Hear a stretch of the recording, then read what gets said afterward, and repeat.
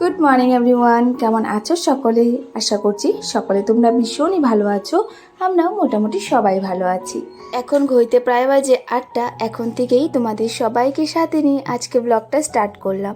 আশা করছি তোমাদের আজকে ব্লগটা দেখতে খুব ভালো লাগবে। তো দাদার দোকান থেকে এই তো মুড়ি আনলাম, তো মুড়িগুলো এনে আগে ঝেড়ে রেখে দিলাম, নয়তো বা সোটা হয়ে যাবে। আর রান্নাটাও কিন্তু আমি বসিয়ে দিয়েছি, তো মুড়িগুলো আগে উঠিয়ে নিলাম, নয়তো সোটা হয়ে গেলে পরে আবার মা বকতে থাকবে, কারণ কখন এনেছি সেই রান্না বান্না বসিয়েও দিয়েছি। তো ভাবলাম রান্নাটা বসিয়ে গিয়ে তারপর মুড়িগুলো উঠিয়ে তারপরে যে রান্নাটা সারলাম। তো আজকে বানালাম মুসুর ডাল আর করেছি হলো মিষ্টি লাউ ভাজি।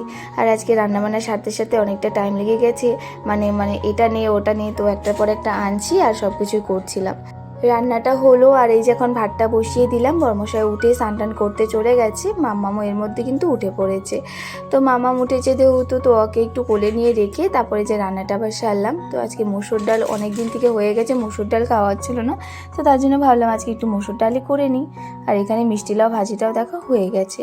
আর কালকে না একটু সবজি ছিল, ডালও ছিল, তো বাবা বলেছিল রাত্রে নাও যেতে পারে মাসির ঘরে, তো তার জন্য আর কি বাবার জন্য সব কিছু রেখে দিয়েছিলাম। তো তারপর তো বাবা রাত্রে গিয়েছে, তো এই সবজিগুলো আর ভাত ছিল, তো সেগুলো আর কি মানে সকালে খেয়ে নেবো ভেবেছি। আর এখানে দেখো মা মাছ রাখলো, আর মাছগুলো না একদম জ্যান্ত জ্যান্ত ছিল, বেসিংয়ে রাখাও হয়েছে, একদম লাফচাপ পারছিল। আমার তো খুব ভয় লাগে, আর তার থেকেও বেশি খারাপ লাগবে যে এই মাছগুলো, জ্যান্ত মাছগুলোকে কেটে তারপর আবার রান্না করে খাওয়া হবে, তার জন্য আর কি ভালো লাগে। আর যাই হোক, রান্নাবান্না সেরে আমি যে চলে আসলাম মার রুমে, তো এই রুমটাকে ঠিকঠাক করে নিচ্ছে, গুছিয়ে নিচ্ছি, বিছানাটা ঠিকঠাক করে মানে ঝাড়টা দিয়ে নিলাম।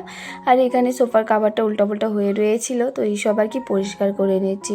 সকালবেলা এইসব একটা ডিউটি, যত তাড়াতাড়ি একটু করে নিতে পারবো অতই নিজের জন্য ভালো, কারণ এইসব একটু কাজ মানে পরে রাখলে কিন্তু পরে গিয়ে আবার অনেকটাই বেলা হয়ে যায়। আমার তো খুবই মানে দেরি হয়ে যায় যদি এই কাজগুলো আমি সকালবেলা না করি। তো যাই হোক, তো মার রুমটা ঠিকঠাক করে গুছিয়ে টুছিয়ে তারপরে যখন এই সাইডের রুমটা চলে আসলাম। আর কালকে না মাসি এসেছিলো, মানে আজকে সকালেই মাসি ওরা চলে গেছে, তো মানে শালু এই রুমেই ছিল। তো এই রুমটা একটু ভালো করে একটু গুছিয়ে টুছিয়ে নিলাম। তো এখানে সোফার কাভারগুলো একটু ভালো করে উঠিয়ে ঝেড়ে নিলাম। আর এখানে দেখো সানফ্লাওয়ার গাছটা, এই গাছটাকে না কিন্তু আমার বর্মশাই এনে দিয়েছিল। আমাদের এখানে মেলা হয়, রাসের মেলা, এখান থেকে প্রায় 5 বছরের মতো হয়ে গেছে এনে দিয়েছে। তো দেখো ফুলটার যে উপরের ইসেটা থাকে না, এটা না আঠা খুলে গেছে।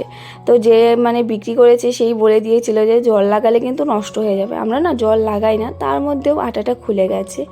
তো যাই হোক, তো কতদিন আর থাকবে, 5 বছর ধরে রয়েছে। আগে না আমার রুমে ছিল ওই সানফ্লাওয়ার গাছটা, কিন্তু এখন আমার রুমে আর জায়গা নেই। আর এখন মামাম হয়েছে, মামাম তো আর ডাকতেই দিবে না, মানে সব কিছু ফেলে টেলে দেবে, তার জন্য এই কিনারের রুমে মানে এই রুমটাতে এনে রেখে দিয়েছি। আর এই দেখো এই গাছটাকে যে বনেছিলাম, লাগিয়েছিলাম আর কি, মানি প্ল্যান্টটা, জল ছিল, জলটাও শুকিয়ে গেছে। আর না দেখো গাছটা কি করেছে মাম্মাম, মানে টেনে টেনে সব পাতাগুলোই ছিঁড়িয়ে ফেলেছে, আর উঠে গেছে বলে গাছটাও কেমন একটা হয়ে গেছে। কিন্তু এখনও ফেলিনি, কারণ আরেকটা দেখি একটু পাতা পাতা বের হচ্ছে, যদি বের হয় তাহলে ভালো, হয়তো ভালো করে হতেও পারে, তার জন্য আর ফেললাম না, ওখানেই রেখে দিলাম। আর এখানে একটার পর একটা যা আর কি মোছার থাকে সব কিছু ভালো করে পরিষ্কার করে নিচ্ছি। আর আজকে ফটো ফ্রেমগুলো ভালো করে মুছে নিলাম, একটু নিচ টিচ দিয়ে ভালো করে মুছে নিলাম। ফটো ফ্রেমগুলো কি হয়, মানে উপর দিয়ে মুছে আসি, তো নিচ দিকে আর মোছা হয় না, তো নিচ দিকে দেখি মা করে জালগুলো ফেসে থাকে, তো আজকে এবার ভালো করে নিচেগুলো মুছে দিয়েছি। এখন তো কয়েকদিন থেকে বৃষ্টি হচ্ছে, তার জন্য আর কি ধুলোবালিগুলো একটু কম, তো আমার একটু কম কষ্ট হচ্ছে। মানে যেদিন আবার এই যে রোদ্দু দেয় ওই দিনই আরও দেখবে, তারপরের দিন সকালে এদিকে মানে একদম সাদা হয়ে উপরে লেয়ারের মতো একটা পড়ে থাকে। আর এখানে আমি সব কিছু করে এসে দেখি মা এখানে কলা ভিজিয়ে রেখেছে, যেটা কি বলা বলো, বিচি কলা। তো এটা নাকি রস খেলে পেটটা ঠান্ডা থাকে, আর আমি এই কলাটা একদমই খেতে পারি না, তো মার কাছে ছিল, তো আমি তো খাবো না। তো মা এখানে দেখো মানে ভিজিয়ে রেখেছে কালকে, তো এটা নাকি আজকে জলটা খাবো, তো কলাটা খাওয়া হবে না, শুধু জলটাই খাওয়া হবে। জলটা খেলে নাকি পেটটা ভালো থাকে, ঠান্ডা থাকে নাকি, মা তো তাই বলছিল।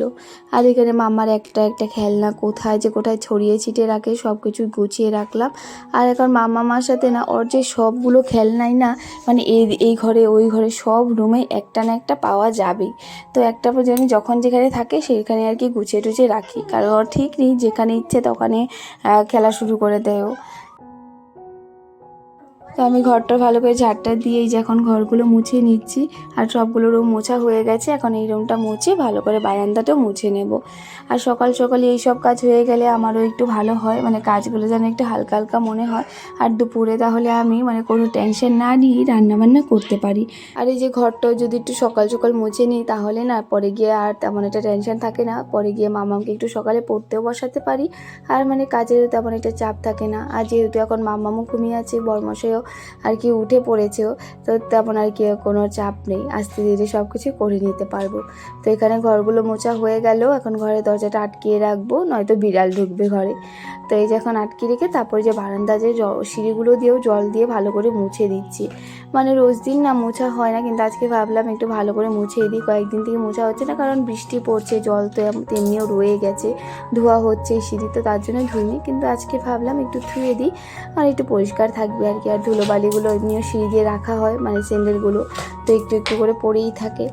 তো যাই হোক, এভাবেই দেখো আজকে সকালটা কেটে গেল। তোমাদের আজকে ব্লগটা কেমন লেগেছে কমেন্ট করে বলো। আজকের জন্য টাটা, সবাই তোমরা খুব ভালো থেকো, আর কাছের মানুষদেরকে সবসময় ভালো রাখার চেষ্টা করো। রাধে রাধে।